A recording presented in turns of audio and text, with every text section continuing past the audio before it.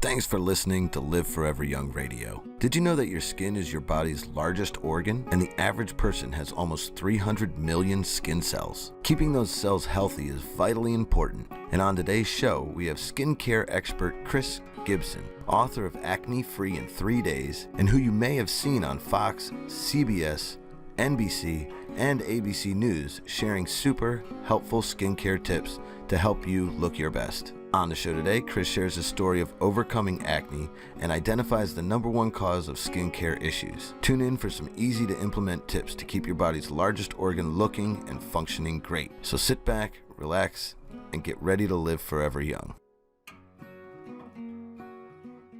Hello everyone, and welcome to Live Forever Young Radio. I am Bob. I am here with a special guest today, Chris Gibson, and we also have Raleigh, who is on the soundboard today, will be joining us. Yep. And Chris, thank you so much for coming into our studio here in St. Petersburg. How are you today? I'm good. I really look forward to this. Good to see you, Chris. That's really great. So Chris, you are known as a skincare expert, but you also have a lot of other talents, especially around the areas of spirituality and holistic health and helping people in a holistic way. And you had some really good reasons for getting into this whole area of health and wellness. Can you take a minute and tell us a little bit about what things were like when you were younger and what led you to get into this area of interest? Sure. I mean, I find this is a common thing that people that have had some hardships early on, sometimes later on in life, those things become your talents or your benefits. Childhood for me was fairly normal, other than I had some health issues around my skin. I had acne problems that started at 11. I lived in an alcoholic household, so there was a lot of stress. I did okay in school, but I was dyslexic. Didn't know that. They didn't know that in the 70s. They didn't call that. They just thought you were kind of stupid. It really affected me more in math. So it was really hard for my parents to understand how I could be great in English and I could be great in science because I could understand the formulas, but I could not do algebra. And it was because I was transposing the numbers in the formulas. So I found that out my senior year of high school is when they diagnosed that. Oh man, that's a long time. Long time to suffer. That's a long time. Suffer feeling stupid over math that I wasn't going to ever use. So anyway, but at the same time, so there was that sort of ding on the self-esteem issue, and I often wonder if that played a part into the skin issues that I had. But in some folks in my family, genetically were more predisposed to oilier skin, which caused more acne. I had a real struggle with it. It was in the 80s, early 80s, and the typical thing in the 70s and 80s, as most people that are older know, was antibiotics. They put you on those, and tetracycline stains your teeth and all that other stuff. But I was right on the edge of that, and I had a really great dermatologist who was wanting to keep me from getting scarring. So I also had access to Accutane and all those other things, but they didn't work. So it became really frustrating.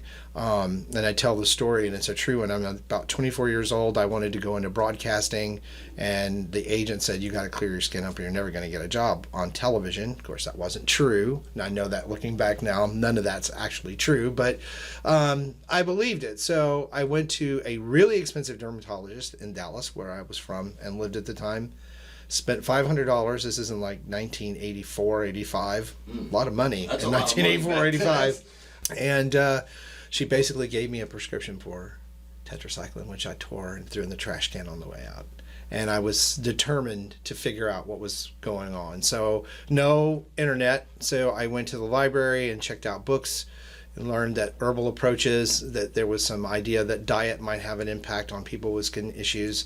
Then went to an herbal store, which I make fun of now. They're everywhere. GNC, Vitamin Shop, all those type of places. This was at the back end of a really clandestine, a seedy not really quite seedy, but really out there between Dallas and Fort Worth. And so I went in, and the lady put me on Butcher's Broom, which at the time, I don't think you can get that anymore. I think they finally let you have that. But it was basically something to clean you out, and had me go on Tahibo tea. Wow. which is a bark out of a South American tree, and that's what we had at the time. And it stirred it up. Now, that upset me that it was worse, but it also taught me that something was reacting. So I really started to pay attention to what I ate, and I would notice that if I had a Coca-Cola, no shame on Coca-Cola, but if I had one, I could see my skin turning redder minutes after I would drink that. So I went on an apple fast for 3 days, nothing but apples, took a food vacation, water, had a colonic done, no acne. 3 days later, not even did I not have new breakouts. The old ones were gone. The redness was gone. The inflammation was gone. I was like, wow. Whoa. And so that's how you came up with that book. So, yeah, eventually it would become a book. But, through the years, I had a corporate life and I did all these things that people do and didn't go into broadcasting, obviously. Wow. There's a funny part to that in a second here. But I took all the courses that my parents paid for. But anyway, I had a really good corporate life, and I would help people out, especially friends of mine that knew I'd had the problem, because the family knew. It was a big deal in my family, and so they would all come to me when they're teenagers. Right. Since I'm older now, there's been several generations of those teenagers, and I would help them out. And so I was writing books, actually, for how to market online after the dot-com bust. Really? For companies. That was what I started, and my business partner at the time's wife was like, you're 40 now and you don't look 40 and you never look like you had skin problems ever. You need to write a book on that so that we know how to do this. So we did. It was really just an aside project. It was 61 pages. It was an ebook. There was no Amazon out there. We put it out on ClickBank and it went nuts. Wow. And I just simply told what I just told you guys, that more detail, obviously. Of course. And so over the next year, after the shock wore off of the book doing that, I took questions from people and got answers, and the book became a really solid piece of material for people with acne, eczema, and rosacea. So we put that book out, and I didn't think too much about it, and a TV producer picked up a free copy at a trade show, tried it. She was 45 years old, had suffered acne her whole life. So again, you can be in broadcasting and have acne. That's true. And called me and said, would you like to come to Ottawa, Canada? Because, they're much more open, or they were. Now I think it's better everywhere, but they were much more open to the things I talked about in the book, like probiotics and sugar and how to treat your skin and what's in ingredients or in skincare products that actually can cause you problems. So I went up there and just did a demo on the TV. It went nuts. Blew up again? I didn't realize I was on the A channel, which is sort of like their BBC. Oh. So that went all over the country and in the U.S., and so the rest is kind of history. I just started doing television. I had I'd been doing some radio shows, but I had a really good publicist here out of Tampa, and she put me on a Fox local news station, and those producers talk to each other when they have somebody who's they call hot. So I was on the road on television for 2.5 years. Really? So I did Good Morning America down all the way down to lifestyle shows in cities and stuff. It was crazy. Did that have an effect on your skin? Oh no, I knew what to do. Okay. No, the hardest thing about that part of that journey was the travel. Now, like I'm about to start doing television again in January, you can do it from home on Zoom. That's right. I don't have to get on an airplane and be at a studio at 4 a.m. for great. an 8 o'clock call. That's awesome. So I'm really excited about going back on TV. So that'll be a little nicer this time around. Yeah, there will be some shows you have to travel for. I don't want to get too far off the topic, but that's a good thing that you brought that up, because stress is part of that vicious cycle when you have skin issues. You think about all the people who get breakouts before their wedding, or they have eczema flare-ups or whatever. There's something big going on. And that tells you right there, your body's telling you what's going on, what the triggers are. So, and a lot of people do, typically what I did was get in a war with myself at first. You're just so mad at your body and your skin for not being the way you want, especially as a teenager. I slapped my own face one time. I was so mad. It's more like slugged it. Because it was that frustrating. Nothing they were giving me was working. So you're thinking there's something wrong with me too at the same time. Yeah, so it's just this... Until you go on this discovery journey of what your body actually needs. Yeah, and it's funny because now if I get an occasional pimple, I'm just like, whatever. Yeah. At 57, I don't care. It's like, it's just my body thrown off. And it's always because I've slipped off the wagon a little. This time of year is very difficult for me. Of course. Like it is for everyone. I'm human. It's the holidays. I like peppermint ice cream. I like all this stuff. Like yes. pie. And I have learned and done many shows on how to do things sugar-free, but sometimes you just want to have the same thing everybody else is having, And Chris, you have a YouTube channel that has quite a few followers, I understand. Yeah, it's really growing fast. There's probably be about 117 today. It's really close to that. And what's the gist of it? Tell us a little bit about. Well, it's interesting. After the book died down and then life sort of happens, we had that bad recession and then my mom passed away. You have these life changes, and that happens to everybody as you go through your life. I took a break from all of that stuff and moved to Florida and got out of Pennsylvania. I love Pennsylvania. Yes. It's just cold. I'm from New Jersey. I lived there for a So long Pittsburgh, time, one of my favorite cities, but I just didn't want to be cold anymore. So I came down here, some friends, Florida, house set, got rid of everything, sold my big house off, sold it all, got rid of all that. Because what you realize is part of your stress when things go like that is you have a lot of responsibilities you don't want to have anymore. I did the big house, I did the nice car, I did all that stuff. I don't want to do any of that stuff anymore. So I wanted to travel and relax. So I came down here and spent about almost 3 years on the beach just doing consulting. And I got the itch. One day I got the urge, the call to go back on camera, and I'm like, well, I really don't want a TV. So I called my publicist, and she said, well, you have to get a new book. You have to have something to go on TV for. Right. So I said, I really have always wanted to control that piece, because when you go on network television, there are certain things you can't talk about. And they're not being me. It's just there's rules. So it's hard to go and talk about enemas and colonics on NBC, and then they're going to let you talk about that.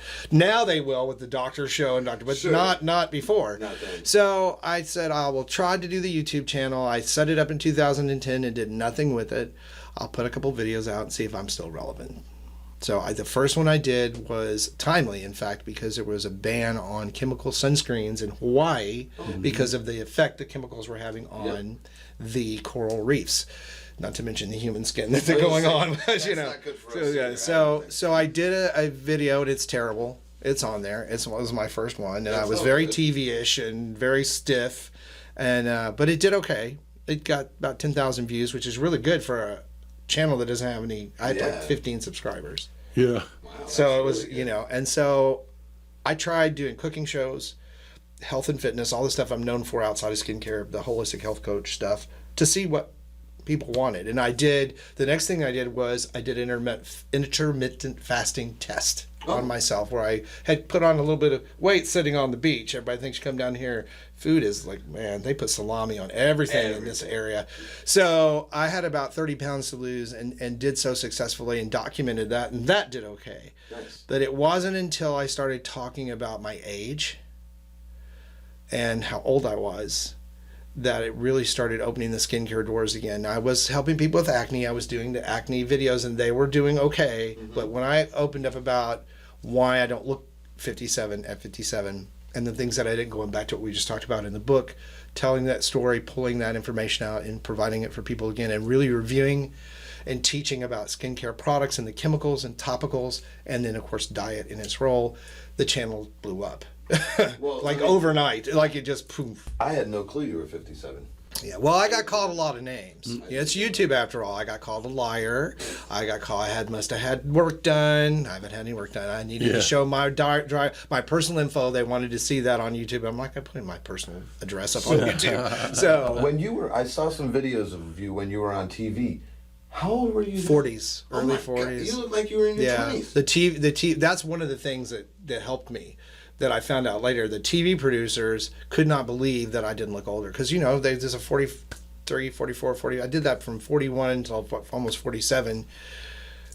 They would come in the green room and they'd call my name, and they go, you're not what we were expecting. What's this 20-year-old kid It's doing? like, well, how old do you need to look?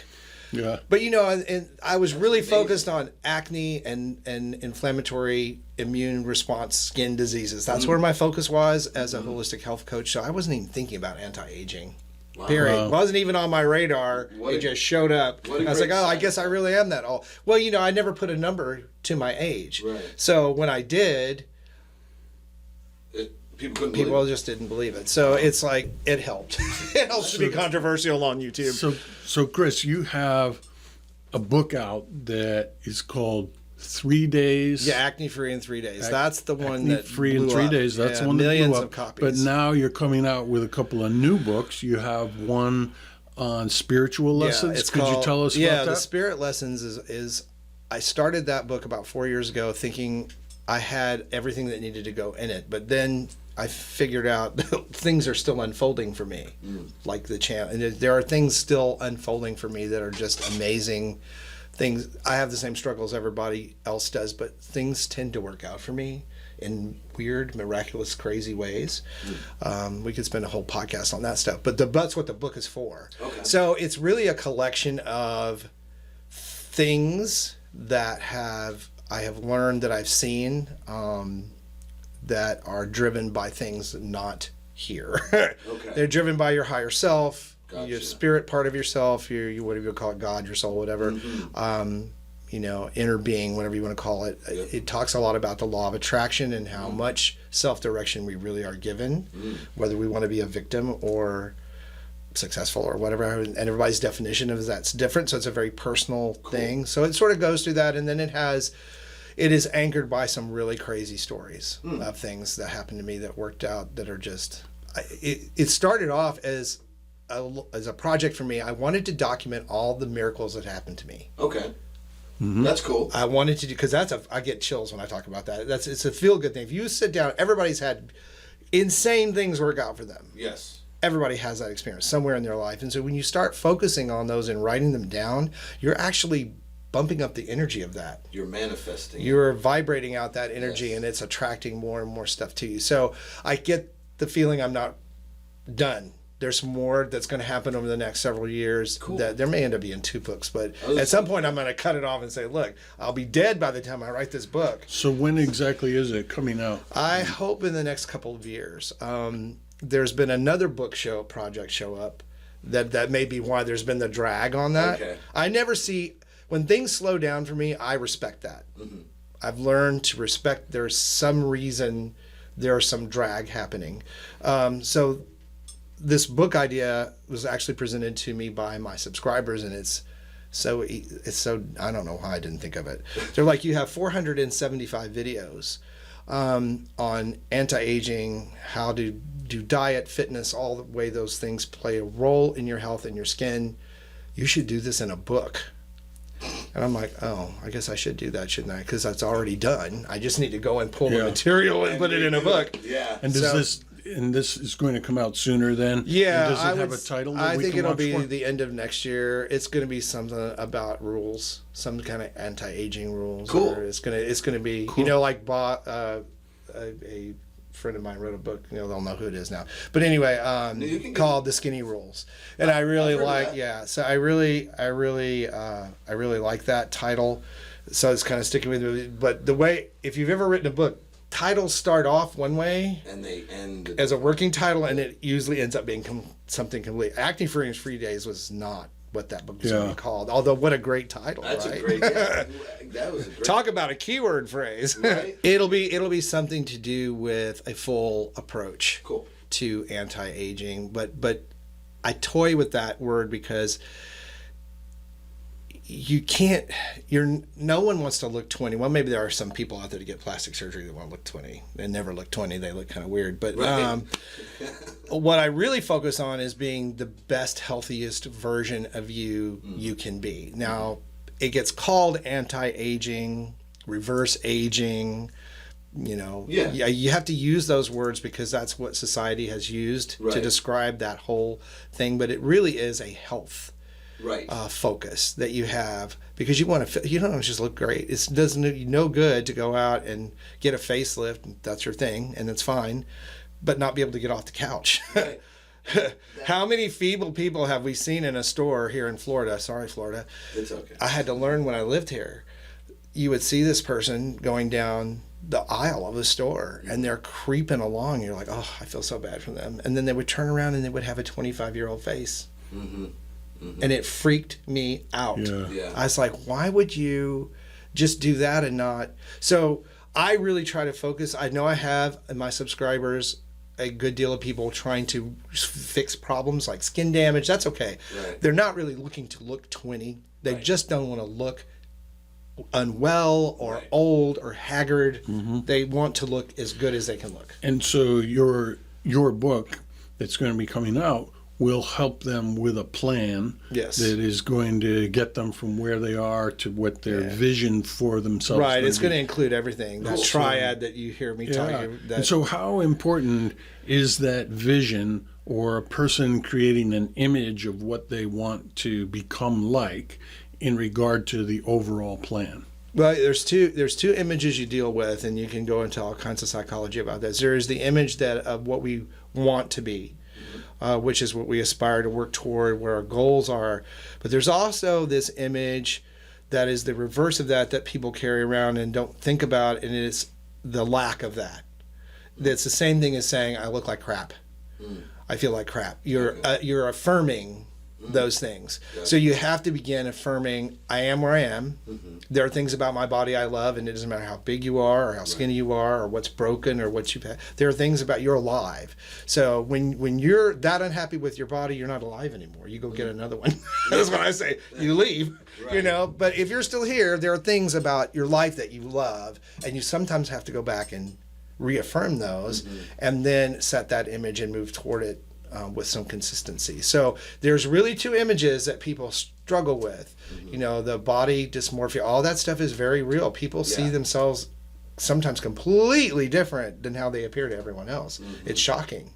So, you know, I'm a big fan of taking selfies whenever you're doing fitness or skincare or anything, like at 30 days, not every single day, but 30 days, 60 days, 90 days, so that you can see the improvement yourself and sort of break that old image that you're carrying around that there's something wrong with you.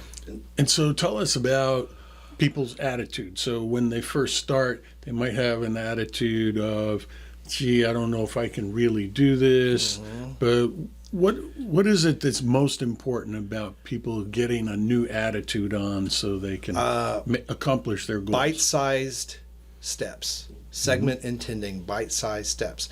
So in the fitness book that I wrote, the weight loss book that I wrote back in the day, I talked about those bite-sized steps that you want to underperform a little bit in the beginning. So if you have a plan you really want to follow and it's 30 minutes on a treadmill, you realize that's going to be a struggle at first because you haven't done it. Start with 10 minutes a day, then 15 minutes a day, then 20 minutes a day, and then 30 minutes a day. Don't try to jump in and do too much at once because it causes frustration.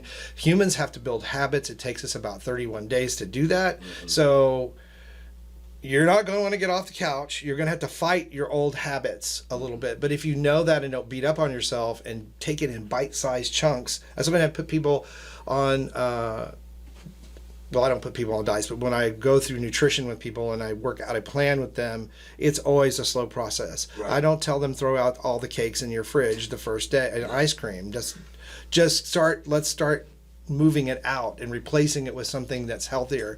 And if they do it that way, more often than not, within 3-6 months, you've completely created a whole new paradigm for yourself as far as health. Yeah, when we talk about weight loss, we kind of refer to it as weight release. Yeah. Because if you lose something like your keys, you're going to look for it. And if you lose something really quickly, being fat on your body goes into a state where... And and again, I focus on how you're going to feel. Right. Because it's the feeling that will keep you motivated. More so than how you look. Because everybody that comes back when they are successful, the first thing they say is never, I look great in this dress, or I can fit in my jeans. All the stuff the weight loss industry throws at you as the reason. They're talking to that other image. That negative image. Correct. I can play with my kids. I can run the dog. I took the stairs at the mall and I was able to get up them. I can't believe I feel so good. That is the new image. Yes. So see the big difference? So, Absolutely. you got a commercialism in sales often goes towards that negative image we have. Yep. So I'm going to be able to fit in my jeans, and I'm going to be able to, Right. So, Chris, you had mentioned the law of attraction earlier.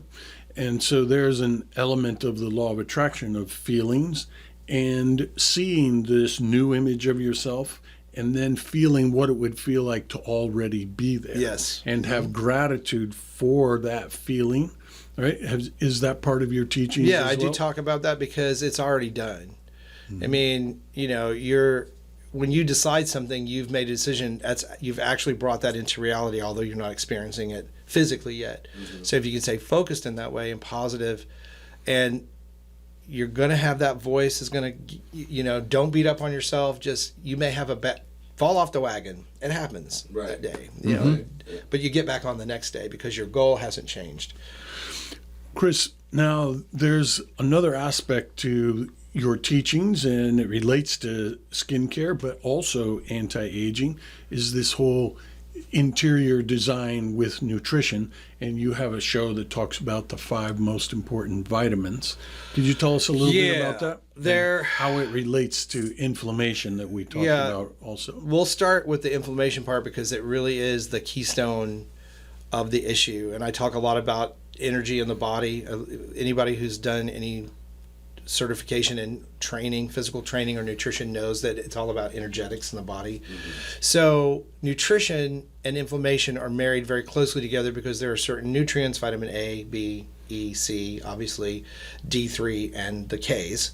Those vitamins all help the body regulate inflammation, repair itself, and work in tandem with each other to create healthier cells. This is what we want. Your cells are always replicating. They're either going one direction or the other. They're not going to ever be exactly the same. So the hard part is, do you get those from supplements? Do you get them from, vegetables?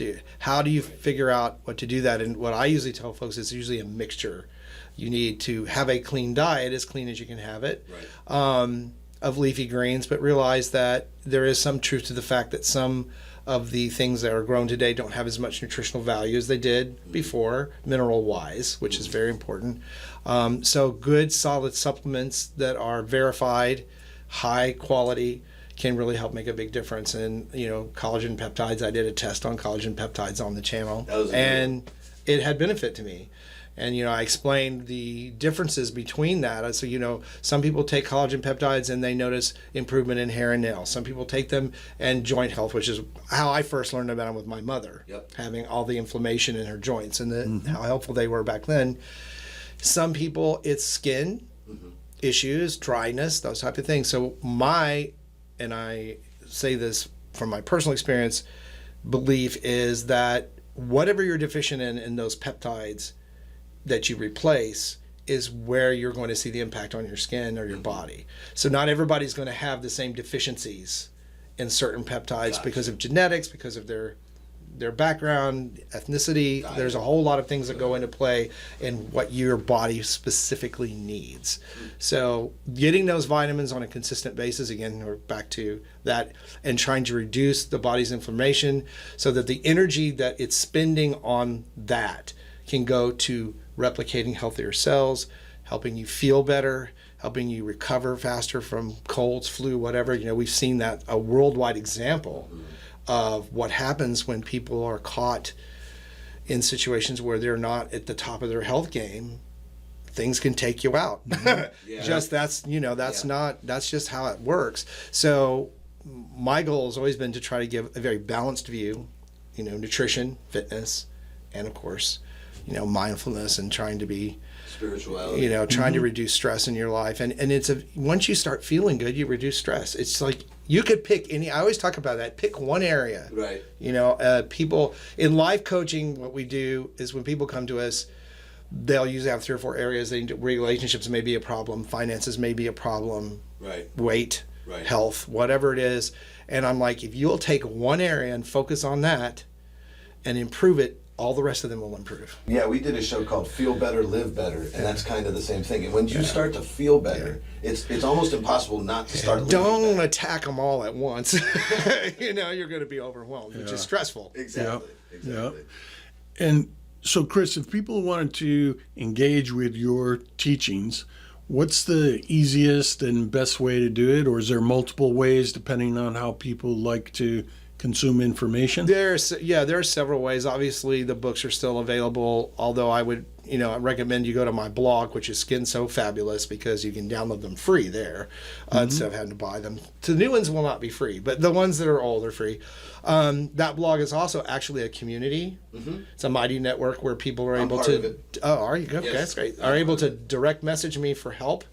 There are courses in there, which are really questionnaires that you fill out, and it tells you what skin type you really are and what products are best for you.